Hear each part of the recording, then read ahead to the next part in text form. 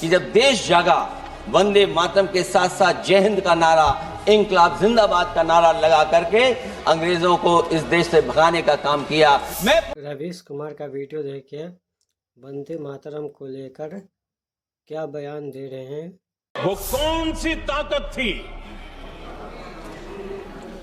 जिसकी इच्छा खुद पूज्य बापू की भावनाओं पर भी भारी पड़ गई। वंदे मातरम का पूरा गाना कभी नहीं लिया था। ओनली रविंद्रनाथ टैगोर ने कुछ लाइन, सिलेक्टेड लाइन तैयार किया था, उसी का ऊपर में Vande Mataram national song accepted हुआ कि जब देश जागा, वंदे मातरम के साथ साथ जय हिंद का नारा, इंकलाब जिंदाबाद का नारा लगा करके अंग्रेजों को इस देश से भगाने का काम किया। मैं पूछना चाहता हूं कि आपके राजनीतिक पूर्वजों ने वंदे मातरम की इस मंशा को आपने कब पूरा किया, कब आपने ब्रिटिश का विद्रोह किया?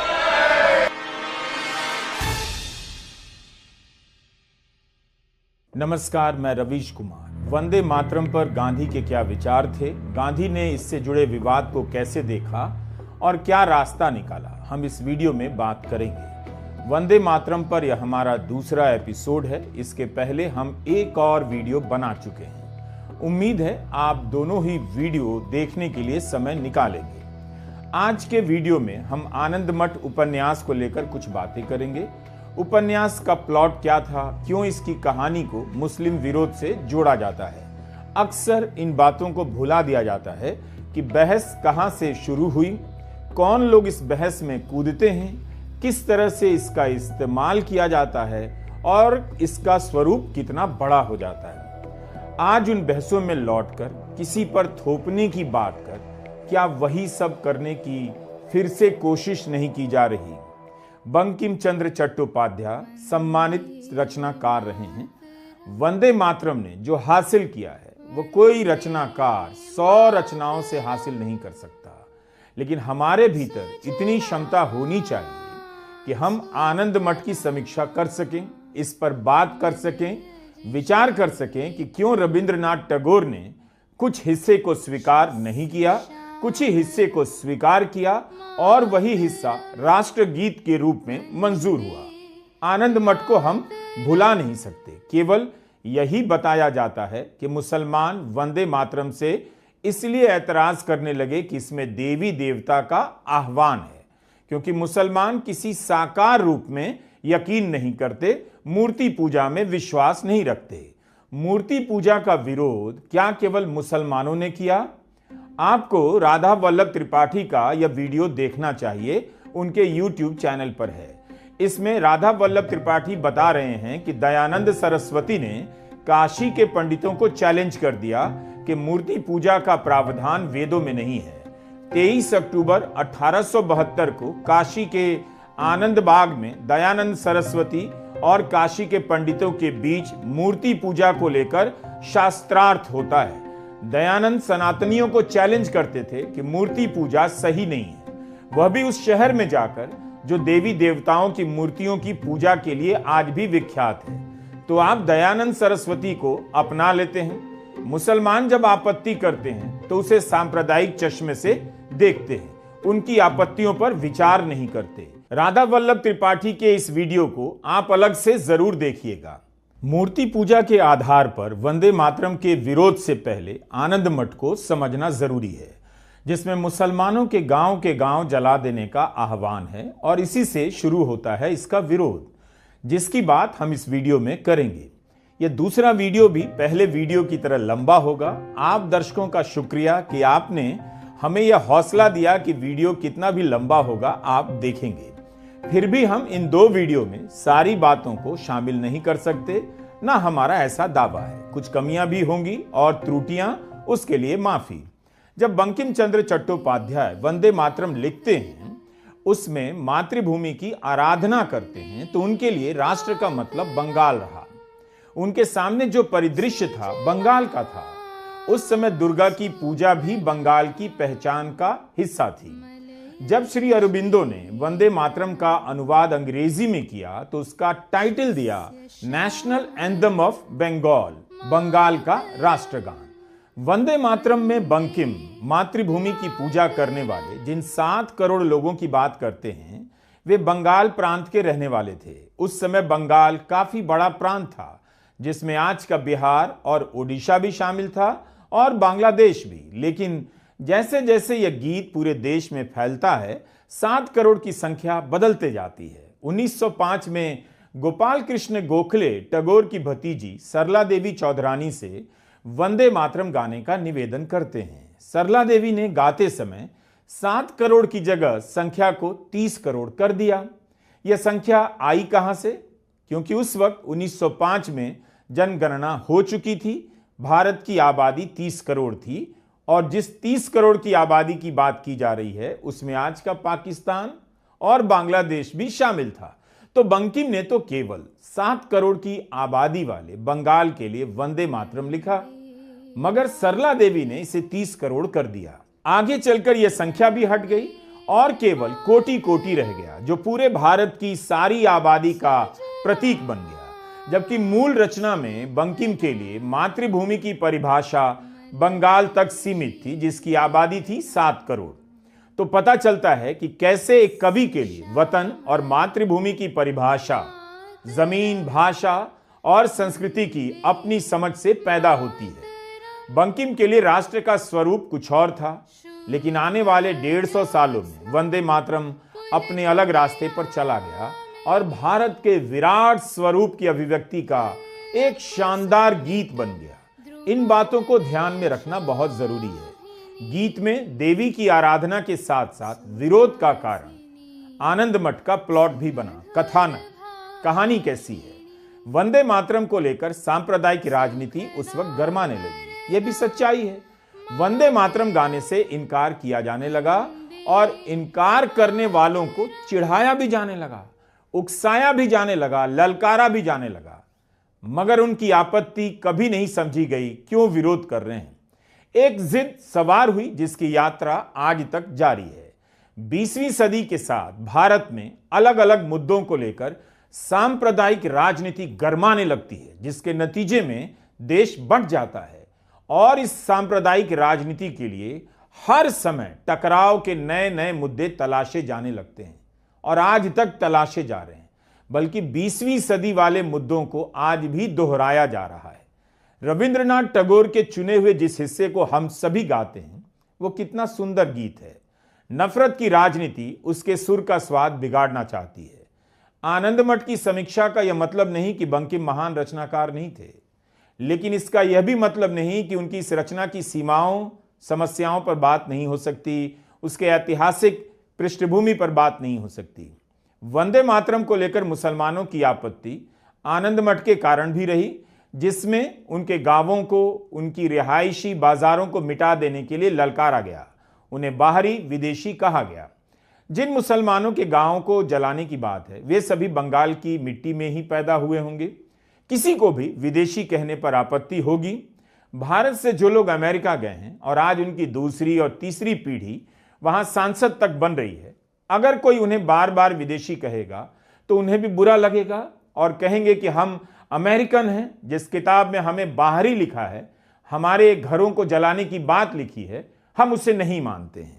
सवाल उठता है कि बंकिम चंद्र चट्टोपाध्याय ने उस समय ब्रिटिश राज के अत्याचार के खिलाफ विद्रोह का प्लॉट क्यों नहीं रचा? ये आप सवाल कर सकते हैं, मगर जिम्मेदार नहीं ठहरा सकते। जिसकी नीतियों से जनता भूखमरी का शिकार हो रही है, उसे छोड़कर क्यों मुसलमानों के खिलाफ विद्रोह करने वाले नायकों और उनके संगठन का प्लॉट रचते हैं? अपनी किताब में बंकिम मुसलमानों को पहला दुश्मन बताते हैं। अंग्रेजों के खिलाफ उस प्रकार का आक्रोश नहीं दिखाते जितना मुसलमानों के प्रति। बंकिम यह चुनाव क्यों करते हैं? इसके बारे में यही कहा जा सकता है कि एक साहित्यकार को इसकी छूट होनी चाहिए और उसे छूट मिलती है। लेकिन उस समय क्या हो रहा है और आप क्या लिख रहे हैं, यह भी साहित्य के मूल्यांकन का भी हिस्सा है। यह अधिकार साहित्यकार अपने पाठकों और समीक्षकों से नहीं ले सकता। बिना इन बारीक बातों को समझे आप एक उपन्यास की आलोचना या प्रशंसा को नहीं समझ सकते। इसलिए हमारा मकसद आनंद मठ को नकारने, बंकिम की साहित्य क्षमता पर सवाल उठाने का नहीं है, बल्कि उस रचना को देखने का है जिसे लेकर नफरती राजनीति तथ्यों को तोड़ती मरोड़ती रहती है। नेता अपने हिसाब से वंदे मातरम की बात रखेंगे, आपको केवल उन्हीं की बातों में नहीं आना है। 1817 में प्रेसिडेंसी कॉलेज की स्थापना हो चुकी थी और 1857 में कलकत्ता यूनिवर्सिटी की। बंकिम प्रेसिडेंसी के छात्र थे, कलकत्ता यूनिवर्सिटी के शुरुआती ग्रेजुएट में से एक। उनके पास कानून की भी डिग्री थी। ब्रिटिश हुकूमत की नौकरी करने लगे, डिप्टी कलेक्टर बने। आनंद मठ का प्लॉट 1770 के दशक का है, जहां बंगाल में भीषण अकाल पड़ा। तब तक पलासी और बक्सर का युद्ध हो चुका था। बंगाल में ईस्ट इंडिया कंपनी का राज स्थापित हो चुका था। नवाबों का दौर मिट गया था। जब बंकिम आनंद मठ लिखते हैं तब इतिहास की किताबों का सहारा भी लेते हैं, तो उन्हें इतिहास की जानकारी तो रही होगी। उन्हें एहसास भी रहा होगा कि उनका मूल्यांकन इतिहास के आधार पर हो सकता है। आनंद मठ के तीसरे संस्करण में बंकिम अपने कंधे से इतिहास का बोझ उतारने की कोशिश करते हैं और लिखते हैं, उपन्यास उपन्यास होता है, इतिहास नहीं होता। हर रचनाकार इसकी छूट लेता है और बंकिम की यह बात सही भी है। किसी भी साहित्यकार के लिए यह सही है, लेकिन यह सवाल तब भी पूछा जा सकता है कि उसी इतिहास से एक रचनाकार कौन सा हिस्सा चुनता है, किस हिस्से को छोड़ देता है। इस सवाल से आपको उस उपन्यास को देखने में बहुत मदद मिलती है। क्यों छोड़ दिया बंकिम चंद्र चट्टोपाध्याय ने? इसका जवाब आपको खोजना चाहिए।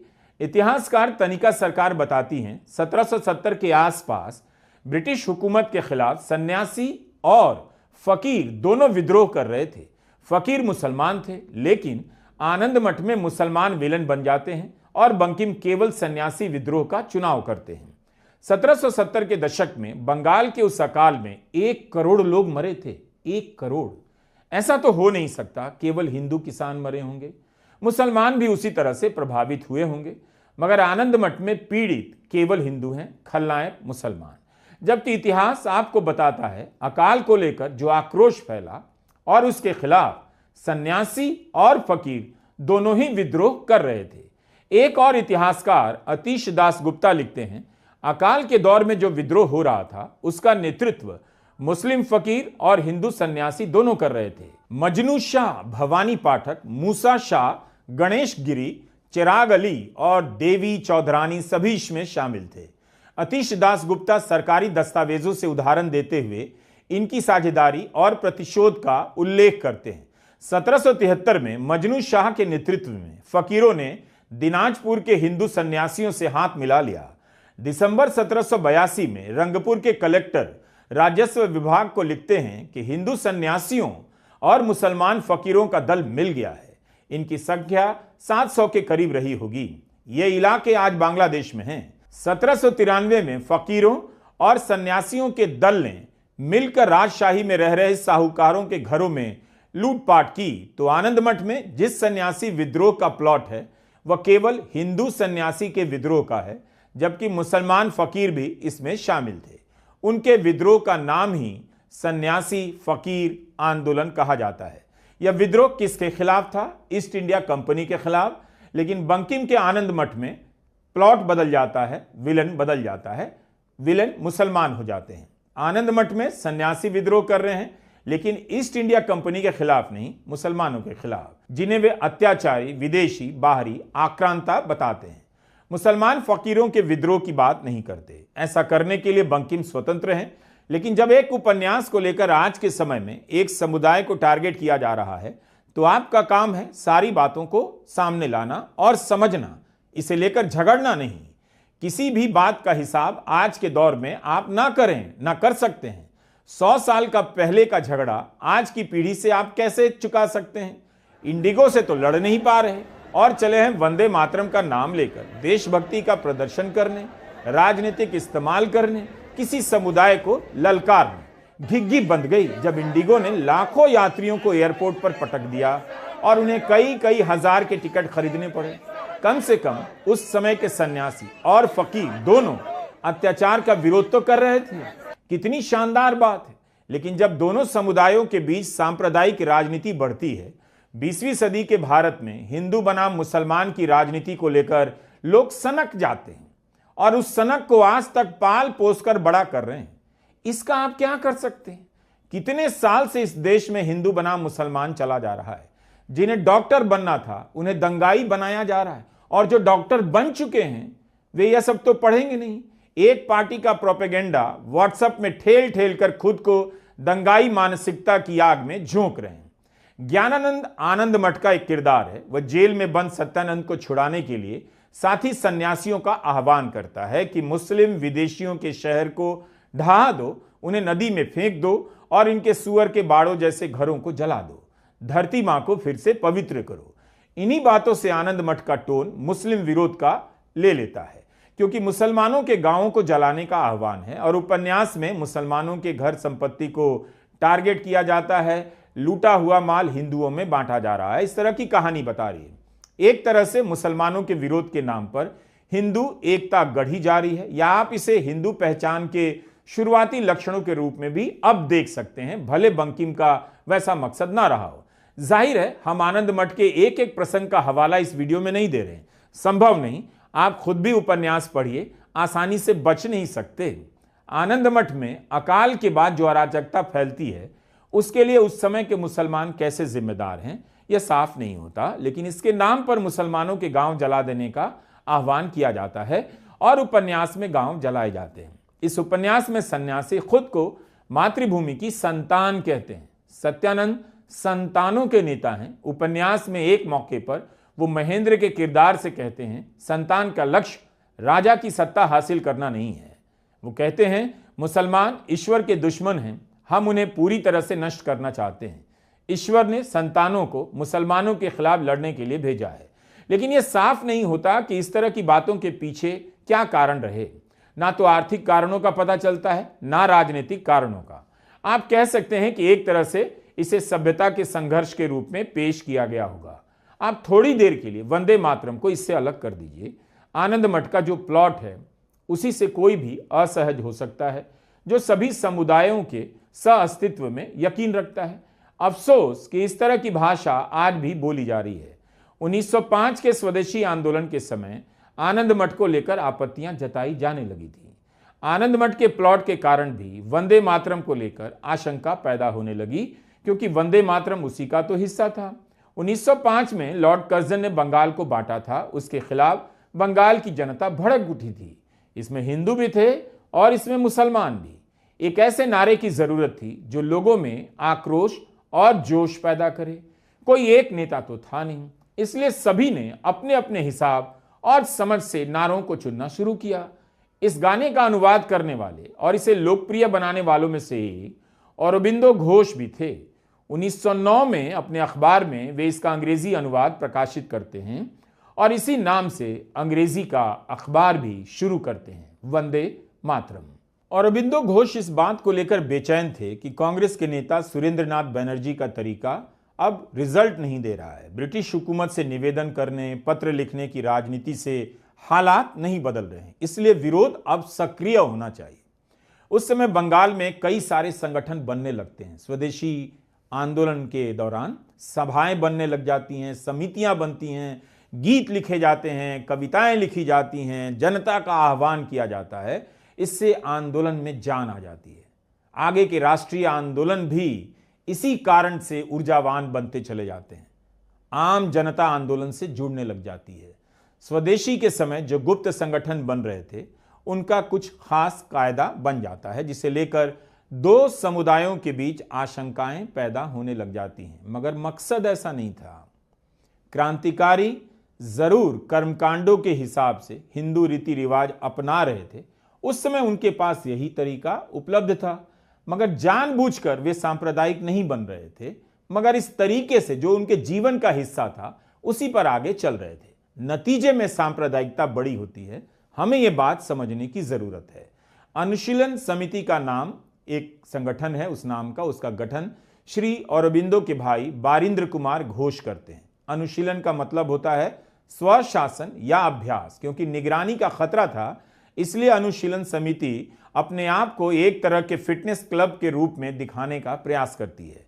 अरबिंदो घोष बंकिम को राष्ट्रवाद का ऋषि कहने लगे और उनके विचारों और लेखों का इस्तेमाल कर युवाओं में ब्रिटिश सरकार के खिलाफ आंदोलन के लिए जोश भरते। उसी समय बंकिम के जन्म स्थान कांठाल पाड़ा जाना एक तीर्थ सा बन गया युवाओं में। इतिहासकार सुमित सरकार अपने अध्ययन द स्वदेशी मूवमेंट इन बंगाल 1905-1908 में दिखाते हैं कि उन सालों के दौरान बहुत सारे क्रांतिकारी संगठन हिंदू कर्मकांडों का सहारा लेने लगे। हेमचंद्र कानूनगो स्वदेशी आंदोलन के दौरान इसी तरह की एक गुप्त समिति के सदस्य थे, कई समितियों के सदस्य रहे। इस नाते 1928 में बांग्लाय विप्लव प्रचेष्टा यानी बंगाल की क्रांति नाम से किताब लिखते हैं और इसमें बताते हैं 1928 में किताब लिख रहे हैं कि हाथ में तलवार देकर शपथ दिलाई जाती है, काली मां के नाम पर शपथ दिलाई जाती है। शपथ लेने के लिए हिंदू कर्मकांडों का सहारा लिया जाता है। कहा जाता है कि इस तरह की शपथ की प्रेरणा आनंद मठ से मिली थी। इसके लिए कानूनगो अरबिंदो घोष की आलोचना करते हैं और लिखते हैं कि ऐसा करने से आप राष्ट्रवाद को एक ही संप्रदाय से जोड़ देते हैं, दूसरे को बाहर कर देते हैं। तो यह जो आलोचना है वो आज की नहीं है। 1928 में ही कानूनगो जैसे क्रांतिकारी सदस्य इसकी आलोचना करने लग जाते हैं। मां काली की शपथ में आपत्ति नहीं, लेकिन जो अल्लाह की कसम खाना चाहे उसके लिए जगह भी होनी चाहिए। वो जगह कहां है?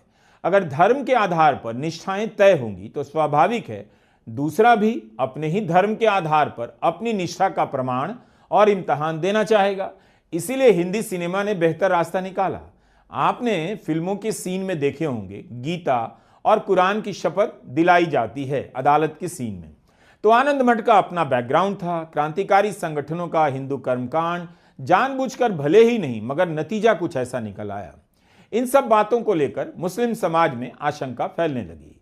मुस्लिम अखबार आनंद मठ की आलोचना करने लगे, इसलिए कि करने लगे क्योंकि इसमें मुसलमानों के घर जला देने, मार देने की कस्मों का हवाला था। इधर से विरोध हुआ तो उधर से समर्थन होने लगा, प्रतियोगिता शुरू हो गई। मुस्लिम अखबार अपील करने लग गए वंदे मातरम ना गाएं। सुमित सरकार लिखते हैं कि 1906 में मुसलमान नाम के एक अखबार ने बंकिम की मुस्लिम विरोधी धर्मांधता की कड़ी आलोचना की। कहा कि आनंद मठ में मुसलमानों को गालियां दी गई हैं, उन्हें यमन या विदेशी कहा गया है। 1906 में हिंदुओं का एक जुलूस मस्जिदों के सामने से जा रहा था, वंदे मातरम के नारे लगाने लग गया, जिससे कानून व्यवस्था बिगड़ जाती है। यह काम आज के भारत में भी होता है। मस्जिदों के सामने धार्मिक जुलूस निकाले जाते हैं और डीजे बजाए जाते हैं, धर्म के नाम पर बेहद भड़काऊ गाने गाए जाते हैं। इसकी निंदा भारत के प्रधानमंत्री नरेंद्र मोदी आज तक नहीं कर पाए कि मस्जिदों के सामने गंदी गंदी गालियों वाले गाने क्यों बजाए जाते हैं। अब तो यह हिंदुत्व पॉप का रूप ले चुका है। कुणाल पुरोहित की एक किताब है हिंदुत्व पॉप, जरूर पढ़िए, हार्पर कॉलिंस ने छापी है, हिंदी में है, तो पता चलेगा मस्जिदों के सामने गाने की शुरुआत कब से हो चुकी थी और कब से यही सब हो रहा है। तो सांप्रदायिकता के चैप्टर में कुछ बदल नहीं रहा। 150 साल से एक देश नफरत के एक ही सिलेबस को, एक ही चैप्टर को दोहराया जा रहा है, इस पर भी विचार करना चाहिए। वो गाना है प्यार तो होना ही था, तो इस वीडियो को भी लंबा होना ही था। जाहिर है वंदे मातरम का विरोध होने लगा, जिसकी जड़ें आनंद मठ में थी। अकाल में मुसलमान भी मारे गए, लेकिन आनंद मठ में पीड़ित केवल हिंदू हैं। बंकिम ने ऐसा क्यों किया, इस पर भी शोध होता रहता है। इतिहासकार तनिका सरकार दिखाती हैं कि आनंद मठ में बंकिम अपने पहले के विचारों से मुड़ते हैं। इसके पहले जब वे औपनिवेशिक शासन से पीड़ित किसानों का जिक्र करते हैं तो उसमें राम कैवर्त और रहीम शेख दोनों किसानों का जिक्र करते हैं। तब वे किसानों की समस्या को वर्ग संकट के रूप में दिखाते हैं, ना कि सांप्रदायिक रूप से देखते हैं। लेकिन आनंद मठ में वे अकाल को केवल हिंदुओं के लिए दुर्भाग्य बताते हैं, जिसके लिए मुसलमान जिम्मेदार हैं। सामने ब्रिटिश हुकूमत है, लेकिन हिंदुओं की समस्या को सार्वकालिक बना देते हैं। आरसी मजूमदार ने लिखा है कि आनंद मठ मुस्लिम शासन के ही खिलाफ था। इसके जरिए भारतीय राष्ट्रवाद की नहीं, हिंदू राष्ट्रवाद की बात की गई। बंकिम चंद्र ने राष्ट्रभक्ति को धर्म में बदल दिया और धर्म को राष्ट्रभक्ति में। 1973 में एजी नुरानी लिखते हैं, कभी इस बात को गंभीरता से नहीं लिया गया कि मुसलमान क्यों आपत्ति कर रहे हैं, क्यों बार बार कहा जाता रहा वंदे मातरम में धार्मिक कुछ नहीं। नुरानी कहते हैं आनंद मठ का प्लॉट ही मुसलमानों को मिटाने का है। इसके बाद भी अगर इन कारणों को ठीक से समझा गया होता, जनता के बीच रखा गया होता, तो वंदे मातरम को लेकर राजनीति यहां तक नहीं पहुंचती।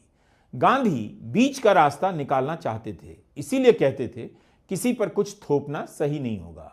अगर शुरू में इन ऐतराजों को गंभीरता से लिया गया होता तो कम से कम नफरत की राजनीति में आनंद मठ का भी और वंदे मातरम का भी इस्तेमाल नहीं हो पाता। 1908 में अमृतसर में मुस्लिम लीग का दूसरा अधिवेशन होता है। उस समय तक मुस्लिम लीग अलग राष्ट्र की मांग नहीं कर रही थी। अमृतसर में सैयद अली इमाम अपने अध्यक्षीय भाषण में कहते हैं कि जिस तरह से वंदे मातरम और रक्षाबंधन को राष्ट्रवाद का प्रतीक बनाया जा रहा है, उससे निराशा और बेचैनी हो रही है। सैयद अली सुझाव देते हुए कहते हैं कि आज इसकी जरूरत ज्यादा है कि हिंदुओं और मुसलमानों की संवेदनशीलताएं आपस में जुड़ी हों। यदि दोनों के बीच मेल नहीं होगा तो राष्ट्र की प्रगति का पहिया रुकने लगेगा। मैं कलकत्ता और पूना दोनों जगह के भारतीय राष्ट्रवाद के निर्माताओं से पूछता हूं, क्या वे उम्मीद करते हैं कि भारत के मुसलमान वंदे मातरम को स्वीकार कर लेंगे? मैं कांग्रेस नेताओं से प्रार्थना करता हूं कि वे देश के सामने राजनीतिक उन्नति का ऐसा कार्यक्रम रखें जो ना तो हिंदुओं की भावनाओं के बलिदान की मांग करे, ना मुसलमानों की, ना पारसी अथवा ईसाई समुदाय की। गांधी को वंदे मातरम बहुत आकर्षित कर रहा था, लेकिन उनका भी मत बार बार बदल रहा है। 1920 और 30 के दशक में वंदे मातरम का विरोध बड़ा होने लग जाता है।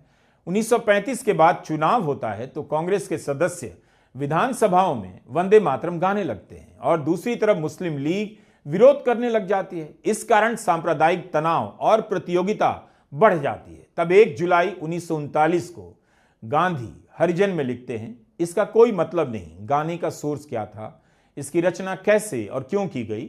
विभाजन के विरोध में बंगाल में यह हिंदू और मुसलमानों के बीच बड़ा मुद्दा बन गया। जब मैं आनंद मठ और बंकिम के बारे में कुछ नहीं जानता था, वंदे मातरम ने मुझे बहुत प्रभावित किया। जब पहली बार इसे सुना तो जोश से भर गया। मैं इसमें राष्ट्रीय भावना का पवित्रतम रूप देखता हूं। मुझे कभी नहीं लगा हिंदू गाना है और इसे मुझे कभी नहीं लगा कि हिंदू गान है और इसे हिंदुओं को ही गाना चाहिए।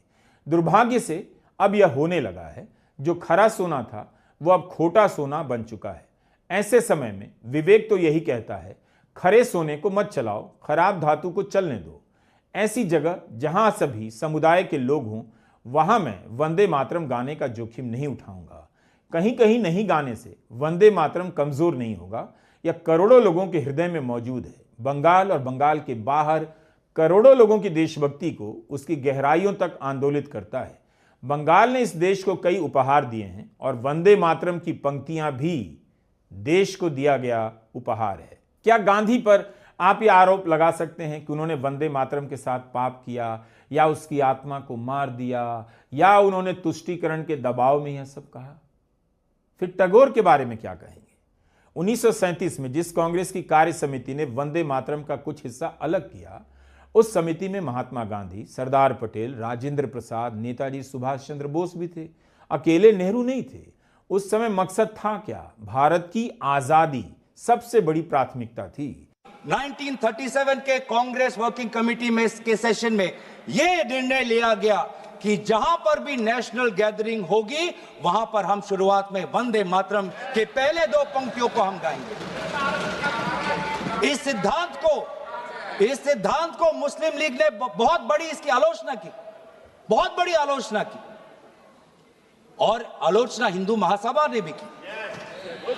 ये कभी कभी हिंदू महासभा और मुस्लिम लीग के जो राजनीतिक उद्देश्य है वो एक हो जाते हैं। हिंदू महासभा और मुस्लिम लीगों ने दोनों वंदे मातरम को एक विशेष राजनीतिक रूप से देखा और मुस्लिम लीग और हिंदू महासभा ने दोनों ने कांग्रेस पार्टी की आलोचना की। लेकिन कांग्रेस पार्टी अगर चलेगी तो किसी हिंदू महासभा या किसी मुस्लिम लीग की नहीं, भारत के जो हमारे आबादी है, भारत की जो हमारी जनसंख्या है, भारत में जो वंदे मातरम के जो मूल भाव है उसके साथ। लेकिन उसी समय में भारत में हिंदू मुस्लिम दंगे होने लगे थे। कुछ लोगों की प्राथमिकताएं सांप्रदायिक राजनीति थी, सांप्रदायिक मुद्दे थे। क्या देश को उस दिशा में झोंक देना समझदारी होती या फिर कोई रास्ता निकालकर आगे बढ़ना समझदारी कही जाती? आनंद मठ में जिस तरह का प्लॉट था उसे लेकर तब भी और आज भी कोई भी असहज हो जाएगा। आज के भारत में क्या हो रहा है, बुलडोजर की राजनीति से आप इसे समझ सकते हैं। सवाल है कि नफरत की राजनीति के विचार को आप देखते कैसे हैं? वंदे मातरम का विरोध अगर मुसलमानों ने तब किया तो कई मुसलमानों ने समर्थन भी किया। तभी उस समय भी और न जाने कितने स्कूलों में आज भी मुस्लिम छात्र वंदे मातरम गाते हैं। 5 सितंबर 2021 को मुजफ्फरनगर में किसानों की महापंचायत बुलाई गई। इसके मंच से किसान नेता राकेश टिकैत एक ही साथ अल्लाह अकबर और हर हर महादेव का नारा लगवाते हैं। उस समय क्लिप का आधा हिस्सा काटकर वायरल किया गया कि टिकैत ने केवल अल्लाह अकबर के नारे लगाए, लेकिन टिकैत ने हर हर महादेव का नारा भी लगाया। टिकैत ने ऐसा क्यों किया? क्योंकि पश्चिम यूपी में 2013 के बाद से जाटों और मुसलमानों के बीच खाई पैदा की गई। किसान आंदोलन के समय उसका राजनीतिक इस्तेमाल किया जा रहा था बांटने के लिए। टिकैत ने इसे रोकने के लिए अल्लाह अकबर और हर हर महादेव का नारा एक साथ लगाया और धर्म की राजनीति पर निशाना साधा। वे अपने पिता किसान नेता महेंद्र सिंह टिकैत को याद करते हुए कहते हैं, उनके पिता यही नारे लगवाते थे ताकि एकता बनी रहे। आनंद मठ में जिस काल की रचना है उसमें अकाल से मुसलमान किसान मारे जाते हैं। राकेश टिकैत एक तरह से इतिहास से सीखते हैं, कोई अलग नारा लगाता है, लगाना चाहता है, इससे कम देशभक्त नहीं हो जाता। मौलाना हसरत मोहानी ने हमें इनकलाब जिंदाबाद का नारा दिया। यह नारा सबका नारा क्यों बना, कभी सोचिएगा। 1920 के दशक में जब खिलाफत और असहयोग आंदोलन चल रहा था, तब उसी सभा में मुस्लिम जनता अल्लाह अकबर का नारा लगाती थी, हिंदू जनता वंदे मातरम का। मकसद दोनों का एक ही था, मगर नारे अलग थे। राज्यसभा के पूर्व संयुक्त सचिव एसएन साहू ने 2016 में हिंदुस्तान टाइम्स में लिखा, शौकत अली की जय के भी नारे लगते थे, महात्मा गांधी की जय के भी नारे लगते थे। इस तरह के मनमुटाव और टकराव को देखते हुए यंग इंडिया में गांधी 3 राष्ट्रीय नारों की बात करते हैं, अल्लाह अकबर, वंदे मातरम, भारत माता की जय, हिंदू मुसलमान की जय। उस समय गांधी दोनों समुदाय को आपस में मिलाने के तरीके के बारे में सोच रहे थे। गांधी कहते हैं, बिना हिंदू मुसलमान की जय के भारत माता की जय नहीं हो सकती। 1943 में गांधी ने सामाजिक उत्थान की परिकल्पना के साथ 18 रचनात्मक कार्यक्रमों की एक रूपरेखा बनाई। इसमें कहते हैं, वंदे मातरम या राष्ट्र ध्वज किसी पर नहीं थोपना चाहिए। 1947 में गांधी कोलकाता में थे, वहां सांप्रदायिक दंगे हो रहे थे। प्रार्थना सभा में गांधी वंदे मातरम का नारा लगाने का विरोध करते हैं। गांधी मानते थे कि 1915 से 47 के दौरान वंदे मातरम का सांप्रदायिक इस्तेमाल होने लगा। क्या बीजेपी गांधी को इसके लिए अपराधी घोषित कर सकती है? 6 मार्च 1947 को गांधी पटना में थे, वहां प्रार्थना सभा में हिस्सा लेते हैं। उनका हिस्सा मैं पढ़कर सुनाता हूं। पटना की प्रार्थना सभा में गांधी कहते हैं, मैंने सुना है कि यहां हिंदू मुसलमानों को देखते हैं तो चीखते हैं और उन्हें डराते हैं। उनके सामने जय हिंद और वंदे मातरम के नारे लगाते हैं। नारे लगाना अच्छी बात है, लेकिन हमको पहले यह सोचना चाहिए कि हम दूसरे को डराने धमकाने या उसे तकलीफ पहुंचाने के लिए नारे तो नहीं लगा रहे। हम बहुत बड़ा पाप कर चुके हैं। इन नारों से कहीं यह तो नहीं जाहिर होता कि हमने जो कुछ किया है हमें उसका घमंड है और हम उसे सही समझते हैं।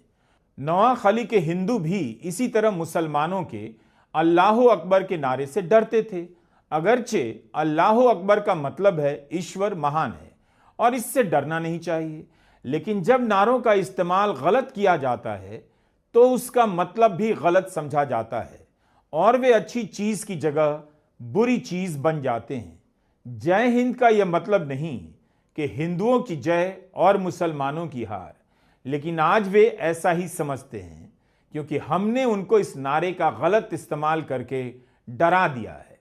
हम एक दूसरे का नारा सुनकर समझने लगते हैं कि दूसरा हमसे लड़ने की तैयारी कर रहा है और दूसरे भी तैयारी करने लगते हैं। अगर इस तरह हम लड़ते रहे और एक जगह का बदला दूसरी जगह लेते रहे, तब तो सारे हिंदुस्तान में खून की नदियां बह जाएंगी और फिर भी बदले का खात्मा नहीं होगा। उम्मीद है गांधी की यह बात आपने ध्यान से सुनी। हम जब इतिहास के पन्ने पलटते हैं तो इसलिए नहीं कि कोई पॉइंट मिल जाए तो पड़ोस में रह रहे अब्दुल या मोहन के कॉलर पकड़ लें और हमला कर दें। हमें यह सब पढ़ना चाहिए कि उस समय भी लोग क्या नहीं समझ पा रहे थे और इस समय भी लोग क्यों नहीं समझ पा रहे हैं। क्यों हिंदू मुसलमान के नाम पर झगड़ा लगवाना इतना आसान हो गया है और इस झगड़े को राष्ट्रवाद का रूप देने का छल कैसे कामयाब हो जाता है। जब इंडिगो विमान लाखों यात्रियों को एयरपोर्ट पर भटकने के लिए छोड़ देता है, तब तो राष्ट्रवादी या धार्मिक भावना किसी की आहत नहीं होती। तब तो आप मोर्चा लेकर नहीं निकलते। एयरपोर्ट पर हालत तो सबकी बुरी है, उसमें हिंदू भी, मुसलमान भी और ईसाई भी। सवाल है कि कितने लोग इतिहास जान सकेंगे। जरूर कुछ लोग जानते हैं, इसके बाद भी बहुत से लोग इतिहास नहीं जानते हैं। बहुत से लोग वंदे मातरम गाते हैं, मगर उन्हें इस गाने का इतिहास नहीं मालूम। कुछ लोग इसीलिए गाते हैं क्योंकि इसका इतिहास मालूम है। कुछ लोग चाहते हैं कि वो भी गाएं जो नहीं गाते हैं, लेकिन जहां गाना होता है वहां वो गाते ही हैं। बात इतनी ही है कि किसी ने आपत्ति की तो उसकी आपत्ति को जगह नहीं दी गई। इतनी सी बात को लेकर 150 साल से यह मसला यहां तक आ गया। तब अंग्रेजों ने इसका फायदा उठाया। आज इसका फायदा कौन उठाना चाहता है, नाम बताने की जरूरत नहीं। नमस्कार, मैं रवीश कुमार। वीडियो अच्छा लगा तो लाइक और सब्सक्राइब कर लीजिए।